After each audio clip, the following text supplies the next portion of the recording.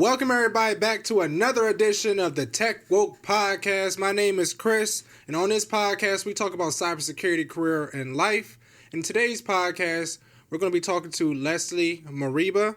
He's been working in IT and cybersecurity for the past 4 years. Also, he owns his own consulting business called King's Tech Consulting.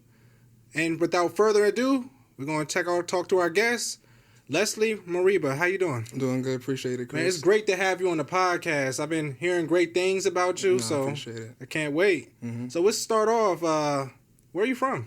I'm from Alexandria, Virginia, but my parents are from Sierra Leone in West Africa. Okay. Mm-hmm. So did they immigrate here? Yeah, they came here in the 90s. Okay, that's what's up. So you're from the DMV, you've been living here for a while. Yeah, my whole life. Mm-hmm. For real. So when you was younger, did you have an interest in tech?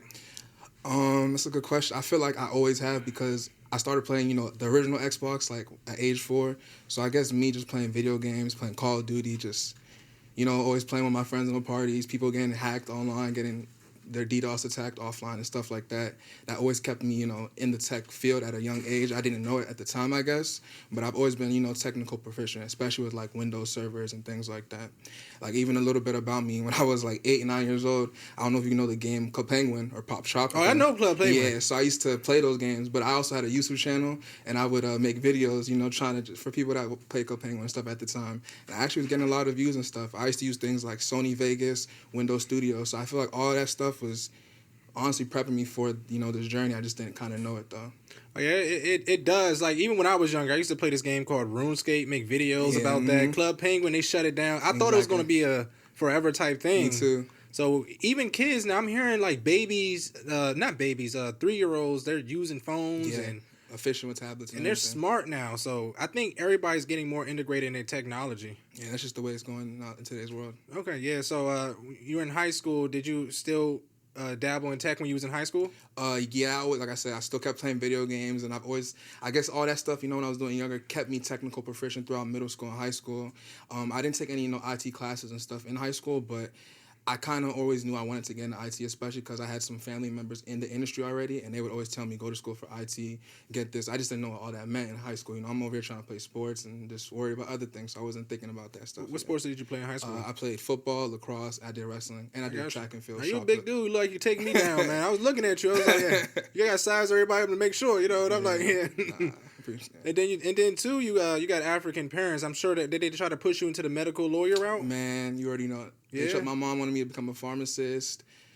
She's always wanted me to go to school for medical, but I just said, it's not me, man. Like, and honestly, growing up, seeing my mom, she was, LPN, so the hours are crazy, and she had to do it because, I was raised by my mom and everything. So, like, I didn't want to put myself through, like, those times. I wanted to, break that generational curse, even though she did her job for me and my sister and my brother, though. Okay, I understand. So you're in high school, you're graduating. What was your next step? Did you go to college or did you just go straight in the workforce? So I actually went to college. I went to school, Norfolk State, over in Norfolk. Oh, you Virginia. went to HBCU? Yeah, I went to HBCU. Oh, that's what's up. Mm-hmm. I went to Bowie State. Oh, that's what's up. Yeah. So I went to Norfolk State for freshman year to junior year. Mm-hmm. I actually went to school for computer science.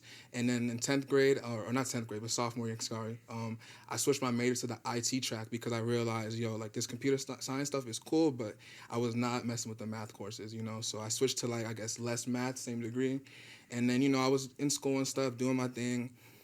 I still wasn't prepared, for the future yet, but I was just going through things. And then junior year, I had, the biggest thing happened to me. I had my daughter, so.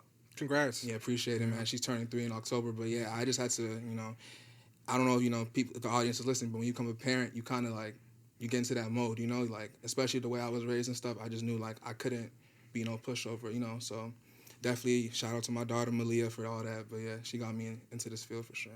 Yeah, because when people have kids, it's a very big responsibility. Yeah, you got to change your whole lifestyle. You can't sleep. You can't do anything. I have friends that want to start businesses, but they can't because, they have the kid to worry about. So that's at such a young age. I'm assuming you was probably 19, 20 at the time? I was 21. Oh, 21 at the time? Oh, man. Yeah, so you had to grow up. And I respect you, thinking about your daughter and just...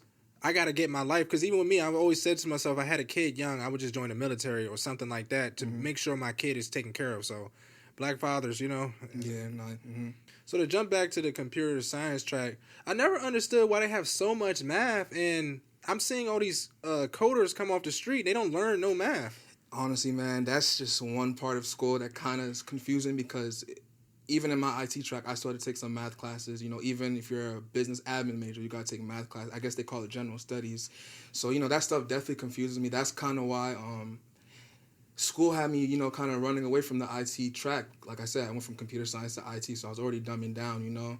And then, so I definitely understand what you mean from that, from that perspective. Okay, so you had your daughter. Mm-hmm. Did you continue to stay in school, or what is your thoughts? So actually, when I knew I was having a daughter, you know, she wasn't here yet. Obviously, she was 3 months pregnant, you know, so we had to just get ready, you know. So I actually dropped out of school in Norfolk State, and like I told you, mentioned earlier, I had a lot of family members in the industry, so I was kind of already working towards getting my Security Plus certification because they told me, yo, get this Security Plus, and I didn't know like what it really meant, you know.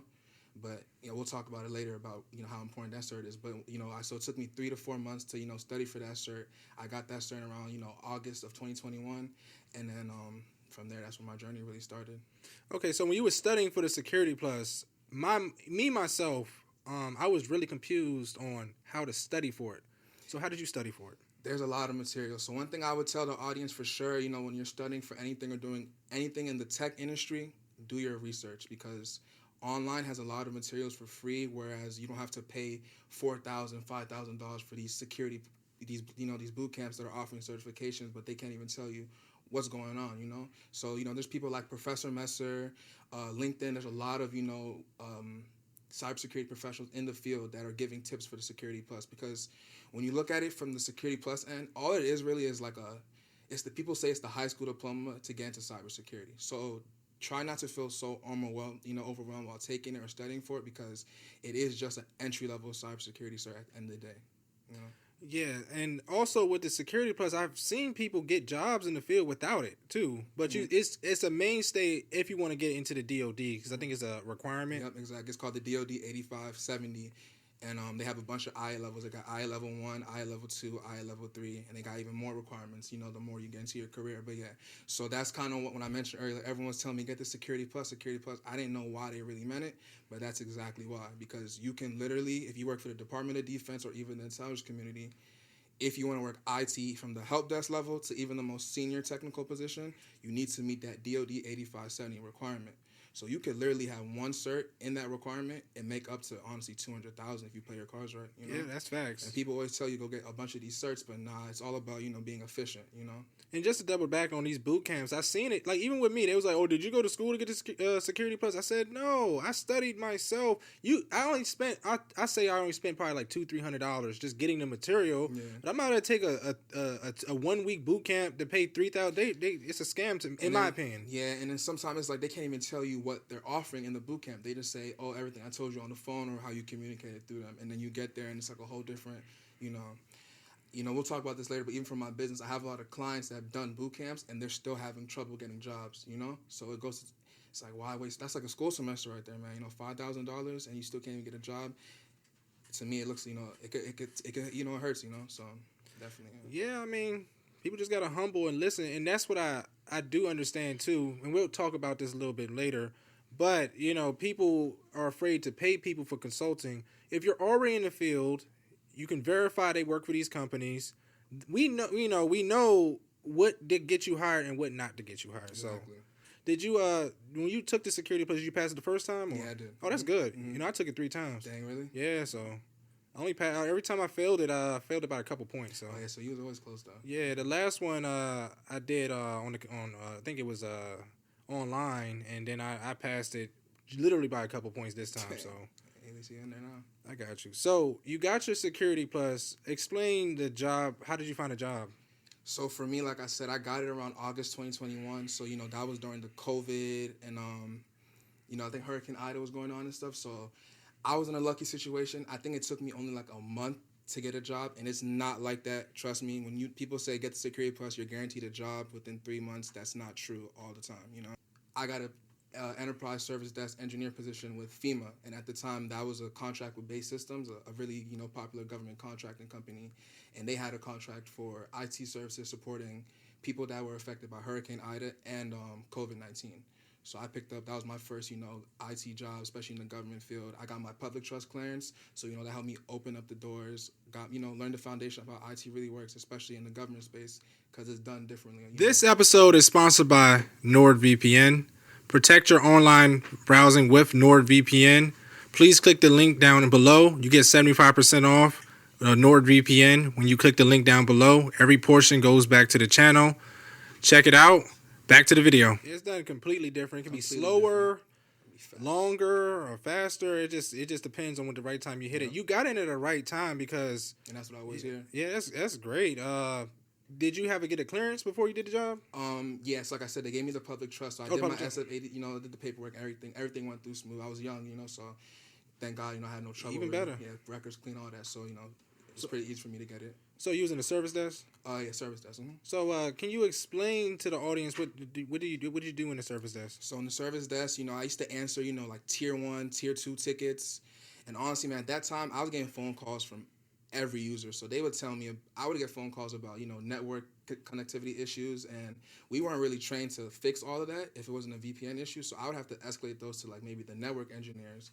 Sometimes I would get a BitLocker issue, and we weren't trained to do that either. So I'd have to escalate to the security team, or the system admins. So we were doing a lot of tickets, but my main responsibilities were doing password resets, changing people's emails, making sure their software was updated, and, just basic IT support stuff, that we were trained on. Most of it was helping people create accounts for, like I said, they were affected by, Hurricane Ida and COVID-19, so they had funeral assistance, all that. So we were dealing with all those applications, helping them get it set up and troubleshoot them. But also, back to when I was talking about the tickets getting escalated to, the network engineers, the security engineers, that helped me, understand how IT really works, what problems are going to which team, And once I started realizing that, it really helped me put everything together, and then from there, I was just trying to, continue my skills, build up there, and just, career development, man. So when you were doing this position, did you do a lot of troubleshooting? Yeah, a lot of troubleshooting. Okay. Yep. Phone calls, it was remote, thank God, during that time, but a lot of phone calls, and I actually worked at 2 to 10 p.m., so it was rough, but, we had to start somewhere. Yeah, you got to start somewhere, and then also, too, after you was troubleshooting, did you ever try to fix some of the tickets yourself, or? Yeah, the goal was to have a closed ticket by the end of the phone call with the user, and if we couldn't, we would escalate them. But for most of, our tickets, if we could solve them, they were solved, because we were trained how to do them. SLAs are pretty easy, and we had, the knowledge base and all that stuff. So, yeah, for the most part, I would close most of my tickets. I felt like it was a simple job for me, just because you're doing a lot of the same tedious tasks, and it gets repetitive. And sometimes it can get, I guess, annoying for someone that wants to, develop, and stuff, even though, everything takes time at the end of the day. You got to keep that in your head in this industry, but, yeah. So you was tier 1, so tier 2, tier 3 was the security team, or those? So I was tier 1 and tier 2. Okay. And I guess you would say the security team would be the tier 3, tier 4, but, you got the network engineers, sysadmins, and then, security team. So, it just depended on how they were, working it. Can you explain a little bit about what the tiers mean? Yeah, so, tier 1, like I said, tier 1, you're basically dealing with your normal customer service, troubleshooting issues. So let's say a user calls you, you pick up the phone. Hello, my name is Leslie Moriba. How may I help you?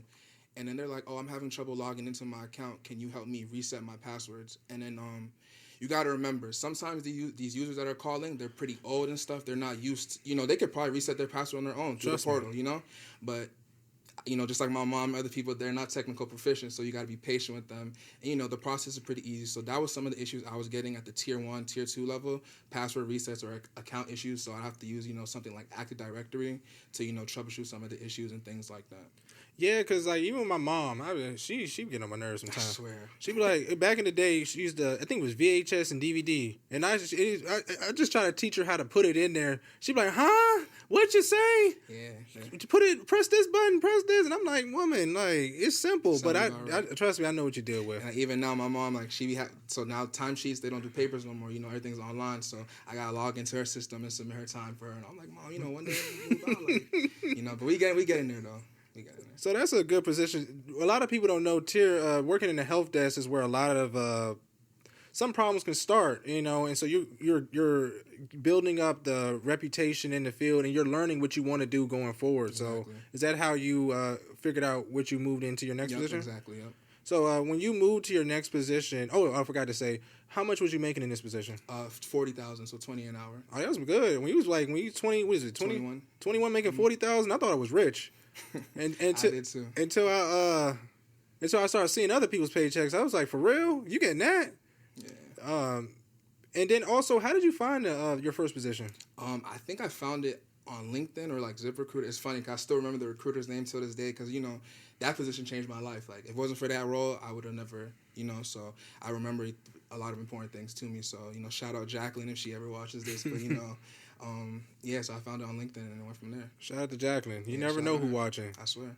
Yeah, so you moved into your next position. What was your next position? I was actually a junior system admin at a company called Vectrus over here, headquartered in McLean, Virginia, but they support, you know, the Army, the Navy, and a lot of other DoD customers. But I worked on their corporate commercial side. So I was around, you know, their C-suite executives like the CFO, the CEO, and it was crazy because I'd never been in that environment before, you know. I had my senior admin, he was telling me, yeah, you could look these people's salaries up online and you'll see them. And I was seeing numbers like 800,000, 900,000, sign-on bonuses for 300. I'm like, wow. Your eyes got big real quick. I swear. You said it.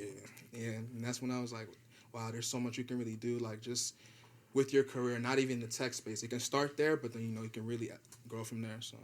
Yeah, because even as a young person transitions into the corporate environment, it can be very different. Like, Very even different. with me, it's just how people talk, how you present yourself. How did you adapt to that?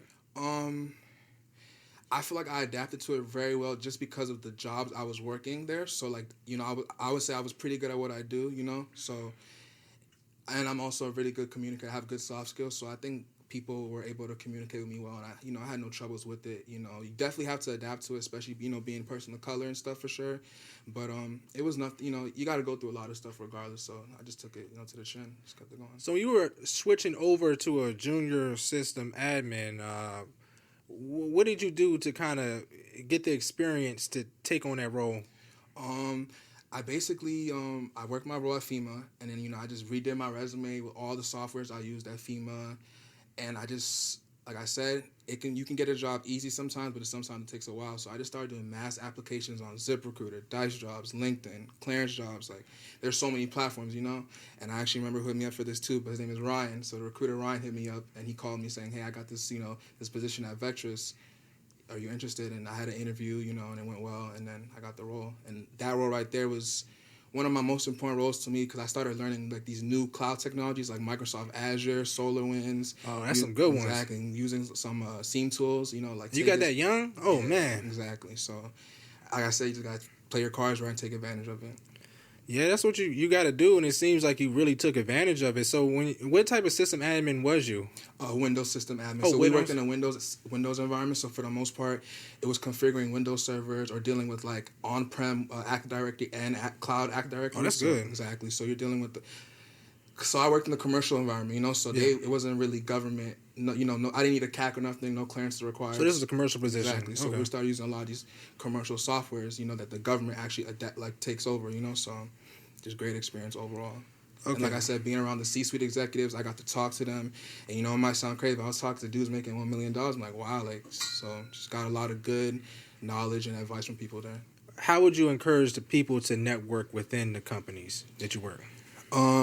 Definitely, you know, especially as, you know, for my young audience, don't be scared to, like, you know, talk to new individuals. Because like you said earlier, adapting to that corporate environment can be different. So how else are you going to adapt to it if you just, you know, act like a ghost? You got to be interactive. So come out your shell. You know, I have a hard time coming out my shell. That's why I'm doing this right now, you know. So just, you know, keep focusing on that and just get as much knowledge as you can from them.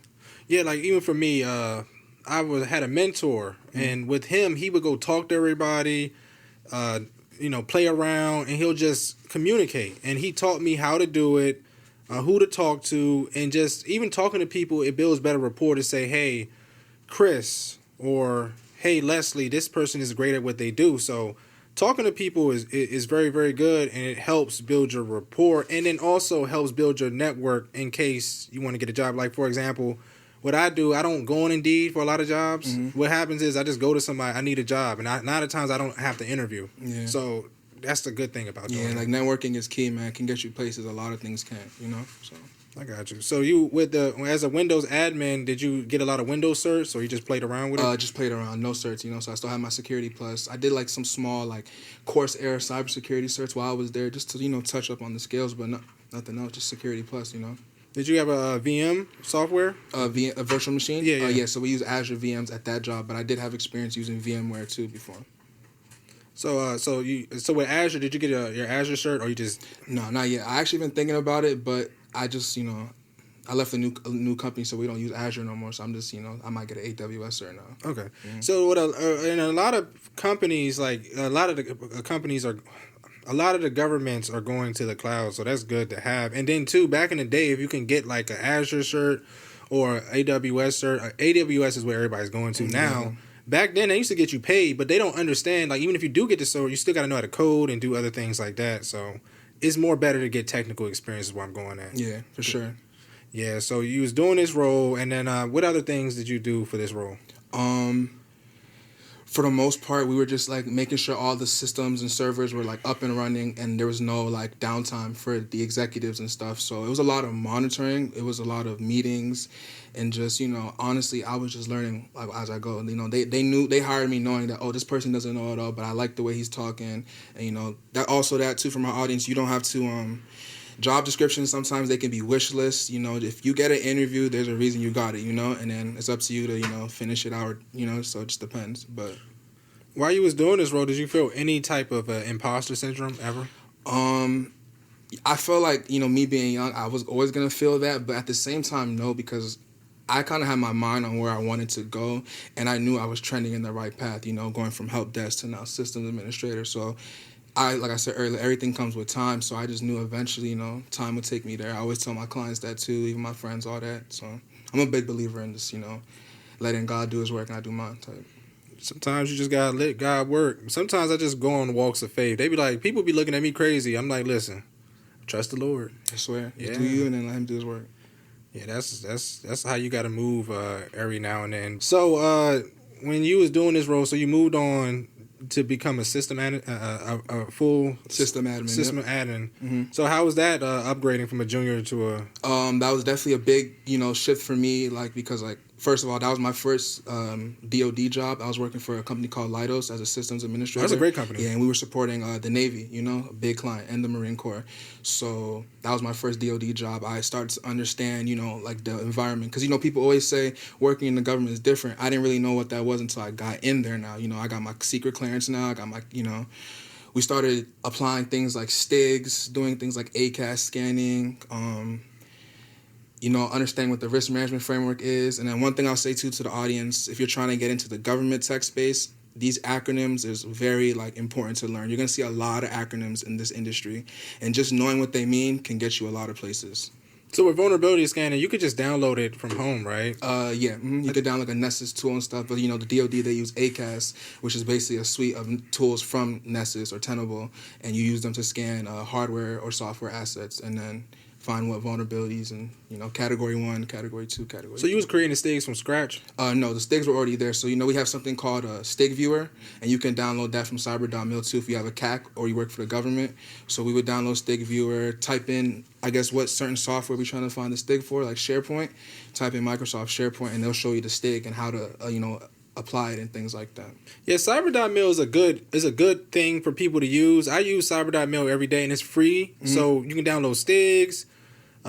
Check out different emerging technologies, Yep. read articles. So for the audience, make sure you're checking out cyber.mil.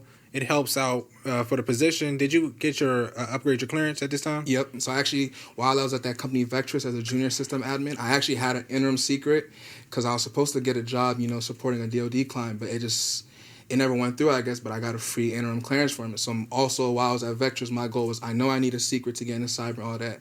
I need to find someone to pick up this clearance. Because Vectrus, I was working on the corporate side, So I needed to shift over to that government sector. So that was really my goal while I was at Vectrus, too. And then a lot of people always be like, when you get like a full scope poly, think you need a full scope poly or SCI. No, you just need a secret. Secret. So you can get you paid. So you can get you $100K. More too. Yeah, it can pay some serious money. Just a regular secret, top secret, because they be like secret or top secret. Secret is enough. Yeah, yeah. And you were still a Windows system admin? Yeah, Okay. Because the DoD that we all work on Windows, so we was configuring Windows on like Windows servers, updating them, making sure they were good, working in skiffs, and just doing like computer re-images and deployments, making sure customers have their devices ready to use. And at that time, while I was at the Navy, they were going through a big migration because they were using Office 2016 products, but they shipped over to DoD 365, which they call it at the Navy flank speed, which is, fast ships and stuff. But all it is Microsoft 365, the cloud suite. And, so that was a big thing while I was there.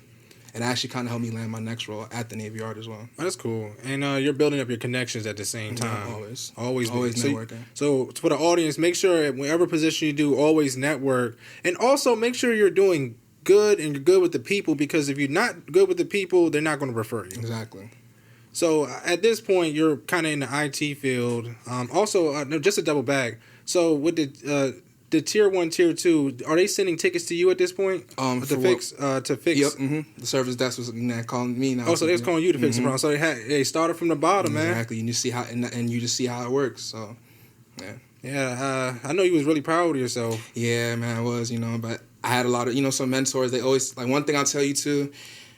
Never get too complacent in the IT industry. So, yeah, always give yourself a pat on the back and stuff, but, just don't get too comfortable. I have a lot of friends that, they were working help desk, making good money and stuff, but now, they're like, what's next for me? I'm tired of doing tickets every day. I want to, develop my career. So, definitely don't get too comfortable at the help desk is my advice for people. Yeah, for me, in the contracting, I always say give it 2 years, because in the contracting field, they try to keep your pay the same. The only time they pay you is either you can get a job and you can show how much money you made to show them to it. The only ways you can get paid more money in the government contracting field is you can go to another company, get something to show that they're going to pay you more, or you can just say you're leaving and then see if they keep you, and that show you how much valuable you really are. Exactly. And then a little bit about the contracting space people don't know about is you have something called a prime contractor. So let's say I was working for Leidos, which is a big IT company. You got a bunch of small companies you probably never even heard of on that same Leidos contract. For example, I was working on the NGEN, the Next Gen Enterprise contract. And you have companies like Insight Global, Apex Systems, a bunch of staffing agencies that are also working with this. So my colleagues were working for Apex, Insight Global, and other companies as well. So if you're a subcontractor, always remember you're literally just getting paid for the hours you work. So at the same time, you want to be loyal to, your company and stuff, but you're only getting paid for what you do. So just, know your worth is what I'm saying.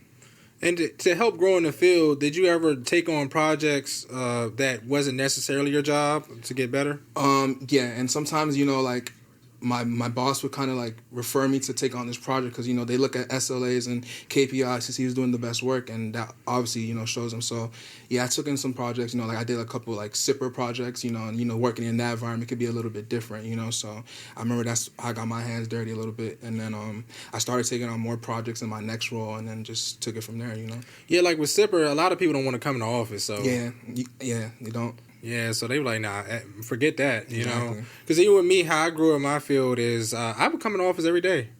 And I would come on weekends and I would stay later just so I can help grow myself in the field. So sometimes you got to do things you don't want to do. Yeah, I was willing to take on call for one of the jobs as a junior admin. I was on call, on the weekends and stuff just because, like you said, man, just trying to grow, build that rapport, show people I'm willing to work and stuff like that. So as a system admin, I know you're working with a team. How did you figure out how to, work with everybody? For the most part, my colleagues were pretty cool, and like I said, my soft skills, I think I'm very confident in them, so I feel like I'm able to adapt to a different, how do I say it, natures or something, people, different characteristics, so that really helped me, just working with teams and stuff. Also, to assist admins, we were working with our information assurance team, so the ISSOs, sometimes the ISSMs, because at the end of the day, we might be at the bottom of the barrel when it comes to the RMF framework, but we're applying sticks to the same systems they're trying to, make sure are secure and things like that. So we were doing a lot of cross-collaboration. Yeah, trust me, as an ISO, I'm always bothering y'all. Yeah, you see? I'm like, listen, fix this vulnerability. It's been here. This 0 day been here for 5 years, man. I mean, no, I'm sorry, not 5 years. That's scary. Too long, that's too scary. It's been here 6 months. We need to take it off. How did you deal with, sometimes as a system admin, there's issues that come up that you might not know how to fix. How would you do that? like I said, we worked with a lot of cross-functional teams, and like I said, we were kind of at the bottom of the barrel. So I would go up to maybe my ISIs or my ISSOs, the ones that actually had prior experience to doing the systems administration, or go to my lead, because they knew the most, and then we would just work from there as a team. I really didn't have issues like getting help from other people, because most of the jobs I worked in, you kind of have to work as a team in the IT environment to be successful. So you can't. That's smart. Yeah. You gotta do what you gotta do.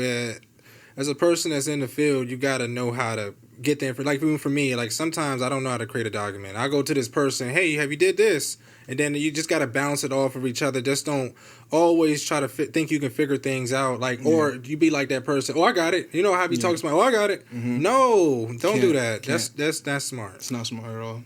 So I know you wanted to get into. So you start transitioning to cybersecurity now, right? Mm-hmm.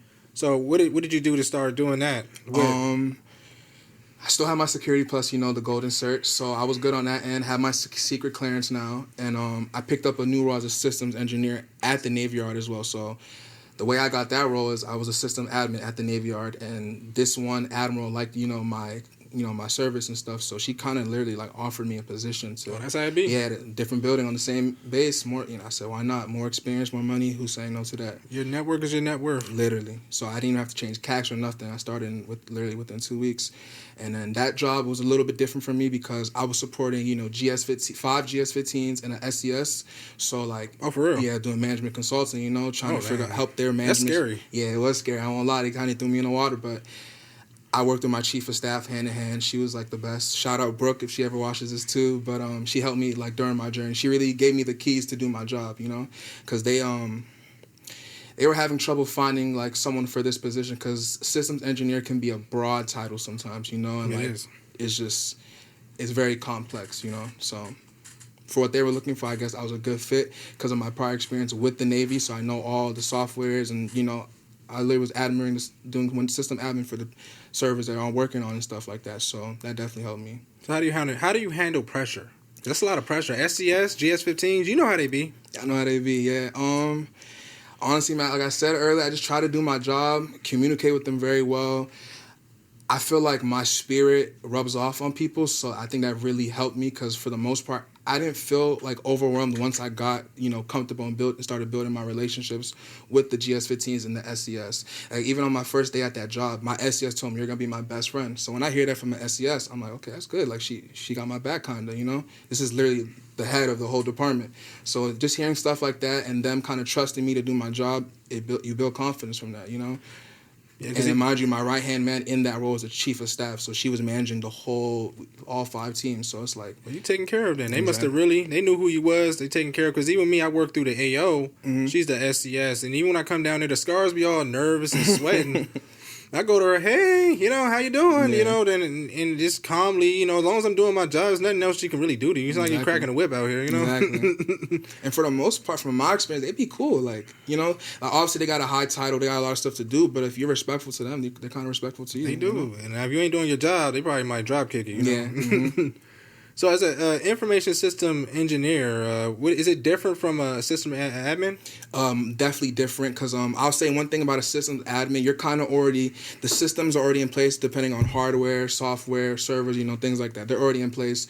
You're kind of just making sure they're up and running, and if they go down, you patch you patch softwares or whatever to keep them up and going. But versus a systems engineer, it's one of the most broadest job titles in our industry and in any industry, So basically, a systems engineer at the most basic level is an individual that designs and manages complex systems over a life cycle. So from beginning to the ending phase, and then honestly, it doesn't stop because you have to do continuous monitoring, make sure the systems are not down and running and stuff like that. So that's kind of what a systems engineer is. Can you elaborate more on the continuous monitoring? Yeah, so just basically, that's a fancy word for just basically literally like watching the systems, making sure everything is up and running. No one's reaching out to you saying, hey, I can't get into this portal. Why is that, So just basically every day, continuous monitoring would be opening up all the systems. So for my example, in my last role as a systems engineer, I was focused on the cloud systems, the flank speed, so DoD 365. So I was working with things like Microsoft Power Apps, SharePoint Online, Power BI, Excel, making sure we can integrate all of certain things management needs, So here's a good example. Our SES, we needed like a RTO tool to make sure we see who's in office, who's on leave, who's remote. So I built a Power App through Microsoft Power Apps, which is a low coding app. So you don't actually need to know too much. You don't need no programming at all for that stuff. And I built like an RTO app so that people could log in and then basically like clock in and put their status of where they're at, so people can just check there instead of emailing some person, hey, is this person on site today? Just go to the tracker, Basically, my role was to use the technology that the Navy had to make everyone's job easier. Okay, so can you go elaborate? You got me curious now. So, like, explain some of the emerging technologies that the government might be using. So definitely, like I said, cloud and AI or something. Like just recently, the government, I think the White House announced that every agency has to hire a chief AI officer. So that just shows you that they're moving. Hold on, a chief AI officer? Yeah. So they're trying to basically they're moving towards AI. Even when I went to this one conference recently, they were talking about automation. It's all the same words, integration, because they want to make sure someone that's in the office can communicate with someone that's in the field, So all these systems have to be able to talk to each other no matter what, So definitely AI and cloud computing when it comes to the government. What about RPA? RPA, I don't know too much about robots, but definitely they're adopting that as well. Everything automation they want to take over, because it can help them in the field and free people that work for them, even the consultants and everything. So at ISSE, you're doing STIGs. Are you using EMAS? Are you creating poems and things like that? Yeah, so we're creating poems, and then we're not applying STIGs. We're kind of creating the architecture for the validators or the system admins to apply, the controls and STIGs. So we just make sure, the correct software, asset name is lined up with the correct STIG and stuff, so that when it's time for the validation, before you get your ATO, they have the correct checklist to run all the scans and stuff, and then they do their dirty work. So we don't get our hands too dirty on the technical side. I feel like it's more of us being that bridge between the stakeholders and the validators. But you do have to have a really good technical background just to understand, what's going on, A lot of former ISSEs used to be validators, so that just goes to tell you, So tell me some of the soft skills you need to work in this field. Definitely just communication is huge, you have to know how to speak to different people because everyone has their own personality. So if someone's shy, you got to, open them up a little bit, or just got to be able to relate to people sometimes and just honestly just be yourself. That's all I did was be myself, and that's kind of what I recommend. Another soft skill I would say is definitely have respect for others, because people are dealing with a lot of stuff, so you just never know. Yeah, being respectful, being yourself are some of the things you need to do to work in this field. As a minority in cybersecurity, sometimes it can be hard for us to be ourselves because we're trying to, other races can be more dominated in the field. So it's kind of hard. Me, more recently now, I'm just starting to be myself because listen, I can't keep faking this no more. Yeah. Yeah, exactly. Like I try to fake it at first, but then I'm like, man, this is not even me. Let me just be myself. And if they accept me, then they accept me, So, yeah. Yeah, you got to be yourself, man. If you don't like you, F them. I swear. Life goes on. Yeah. So are you slowly trying to get into the ISO role now? Actually, no, because I just started this ISSE role in March. So I'm just, like I said, taking things slow. I'm going to probably, just really stay here for a while, gain my skills and build up my experience and then take from there. Definitely going to work on a couple certs because my degree program actually comes with certifications. So I'm just going to be doing the same thing, building my career and learning my job at the same time. You're back in school now? Mm-hmm. Okay, so... Oh, yes, so I got back into school after leaving NSU. Oh, that's good. Mm-hmm. I know. Hey, you setting an example for your daughter. Yeah, I'm trying to, man. Show them how to be a real man, But yeah. And I respect that, man, because we have a stigma as, it's a stigma out here that, we don't want to take care of our responsibilities, but you're out here doing what you got to do to make sure you straight, and everything is good. Are you married now? Have a girlfriend? Nothing now. Just, chilling right now. Just focusing on taking care of my daughter, and just building my skills. Like I said earlier, when the time is right, everything, I let God do his work. If it happens, it happens. But now I'm chilling. Yeah. Are you, taking care of your daughter and working in this field is very, very stressful. How do you deal with that? So I have, usually on weekends and stuff like that, or sometimes weekdays. But for the most part, since my schedule is hybrid, I can work from home and she can still be there, So that's the, the pros to that. But also, too, is definitely shout out to her mom because, she has her most of the time and she's taking care of her. So I can't take all the, all the load for it. So definitely respect to her. It's definitely challenging and stuff, but I like being a father, you know, because if it wasn't for my daughter, I wouldn't be having this conversation with you right now. Yeah. I might be in Norfolk still. I'm so serious, you know. Tell me about your company that you started. So I have a company called King's Tech Consulting. And, you know, in a nutshell, we help people break into the tech industry or advance their careers in the tech industry through 4 services, mainly resume services, career coaching, certification training, and then also to, you know, just consulting services if small businesses need like IT support, cybersecurity support, and things like that, because I have experience in it, and I have other colleagues and professionals with experience in it. But it's funny how that company was actually built. It was built in my basement. I was working for FEMA, you know. I would have a couple of my friends come over to check on me, you know, see how I was doing, because, you know, I just had a daughter and stuff, and I had one friend who just got his, you know, associate's degree, and he was like, "Oh, I'm trying to get into IT, but I don't, no certs or nothing, mind you." He's like, I said, "Yo, let me just try doing your resume." So I did his resume, you know, and he got a network engineer job as his first IT job with just an associate's degree, working for a very big company, you know. And just from there, they told me, "Yo, you should make a company like this. This shit works, you know." And they told me, you know, my Instagram name is King Moriba, so they said name it King's Tech Consulting, and I just took it from there slowly, but you know, day by day, it keeps, you know, growing and stuff. I was on Thanksgiving, you know, last conference, so that definitely helped my business grow. And then, you know, the ultimate goal is to get into government contracting, because I already work for all these small companies or even larger companies, and they're getting paid billions of dollars by the government. Why can't I get into it myself, you know? People don't understand. The government has to spend like 30% of their money on small businesses. So, like, why not become one and try to become that 30%, you know? And also, too, a little bit about it is, yeah, I help people get jobs in the industry and stuff, but I can't guarantee you a job. So when I get into the government contracting space, my goal is to have like a boot camp service. And then if you want to join, you know, if you want a government job, depending on what stage you're at, I can guarantee you that if you complete these requirements, you know. Definitely a long road from now, but that's the end goal. And you're only 23? Yeah. Congrats, man. No, I appreciate it. When I was 23, I was in the club. But for everybody that is watching, sometimes you might need help. There's people that's been in cybersecurity for a while or IT that know what they're doing. So definitely check him out and check out his business if you need help consulting to get into cybersecurity or IT. There's nothing wrong with paying to. Everything is not free, but you know, check him out. And where can the audience find you? Definitely on Instagram at King's Tech Consulting. We're on LinkedIn, Facebook. Yeah, just look up King's Tech Consulting. You should see everything. You know, the link tree and everything is on there. So we're about to close out everything. Thank you again, Leslie. Thank you, everybody, for watching the Tech Woke Podcast.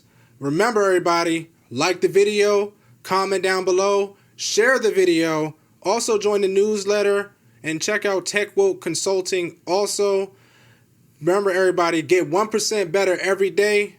Peace out, everybody. I'll see you on the next one.